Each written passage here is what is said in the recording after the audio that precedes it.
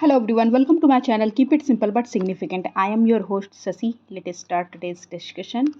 Where do we find the ideals of Indian democracy in the Constitution? तो ideals of Indian democracy in the Constitution हम find करते हैं in the preamble में. Preamble क्या है? The preamble of the Constitution of India is a declaration of independence statement and a brief introductory that sets out guiding principles and purpose of the document as well as Indian democracy. और जो हमारा preamble जब start होता है तो start होता है we the people of India से और एंड किससे होता है give to our self this constitution. ये क्लियरली इंडिकेट करता है डेमोक्रेटिक स्पिरिट को. In which year the Central Vigilance Commission was given statutory status? Statutory status Central Vigilance Commission को कब मिला था? तो ये 2003 को मिला था. जब शुरुआत में ये बना था तो इसको ना कोई कॉन्स्टिट्यूशनल या स्टैट्यूटरी कोई भी स्टेटस नहीं मिला था, लेकिन बाद में 2003 में इसको ये स्टेटस दिया गया. Who is empowered to declare an area to be a scheduled area? कौन एम्पावर है? तो ये प्रेसिडेंट है जो डिक्लेयर करते हैं कि कोई एरिया स्केड्यूल एरिया है या नहीं, और इनके पास ये पावर होती है कि वो इसी एरिया को इंक्रीज़ कर सकते हैं, डिक्रीज़ कर सकते हैं, अल्टर कर सकते हैं उसकी बाउंड्रीज़ को, रिवोक सच डिजाइनेशन और मेक फ्रेश ऑर्डर उसको रीडिज़ाइन करने के लिए. Okay. In which year was the first proclamation of national emergency issued because of the Chinese aggression in नेफा? नेफा में 1962 में हुआ था. ये answer is C.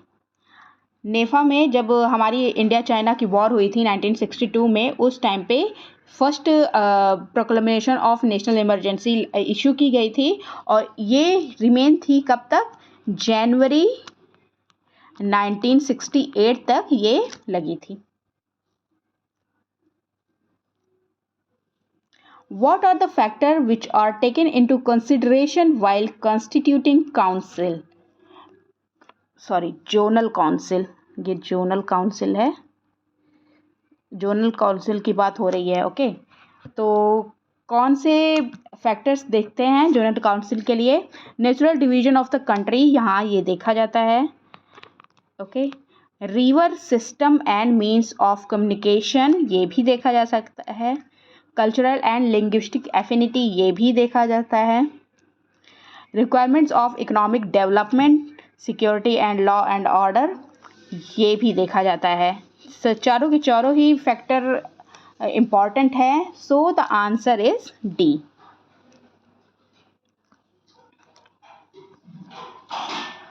According to which article of the Constitution the executive power of the Union is vested in the President? तो कौन सा article है जिसमें बताया गया है कि एग्जीक्यूटिव पावर जो है ऑफ द यूनियन ये वेस्टेड होती है प्रेसिडेंट के पास? तो ये है article 52 clause 1. Okay. Which of the following committee made a recommendation that election commission should be a 3-member body? कौन सा कमीशन था, कमेटी थी जिसने रिकमेंडेशन दी थी कि इलेक्शन कमीशन जो होगा वो 3-member बॉडी होगी. एक चीफ इलेक्शन कमीशन होता है, दो होते हैं इलेक्शन कमीशन, 3-member बॉडी होती है. तो ये तारकुंडे कमेटी थी. Answer is a. 1974 में जयप्रकाश नारायण जी ने सेटअप किया था ये कमेटी को under the chairmanship of justice V M. Tarkunde थे जस्टिस. उनके चेयरमैनशिप में ये कमेटी सेटअप की गई थी, और उन्होंने अपनी रिकमेंडेशन दी कि हमारे पास मल्टीपल मेंबर इलेक्शन कमीशन होने चाहिए, election commission of India. Which among the following was the first attempt to regulate the affairs of English East India Company in India? तो पहला अटेम्प्ट कब किया गया था रेगुलेट करने के लिए? तो ये था the regulating act 1773. By which among the following dyarchy was introduce in India. Dyarchy introduce हुई थी इंडिया में कब, किससे? तो ये था गवर्नमेंट ऑफ इंडिया एक्ट 1919। इससे इंडिया में डायरकी को इंट्रोड्यूस किया गया था। The unicameral parliament of which country is known as senate Knesset. Knesset किसे किस यूनिकैमरल पार्लियामेंट, कौन सी कंट्री की यूनिकैमरल पार्लियामेंट को कहा जाता है? तो ये इज़राइल है।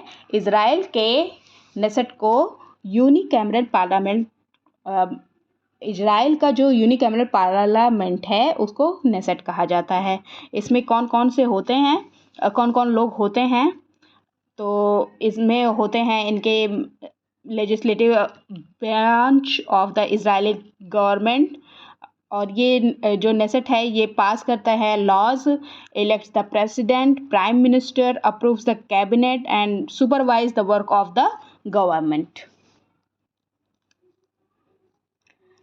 That's all for today. If you like my video, please do like, comment, share and subscribe. Thank you.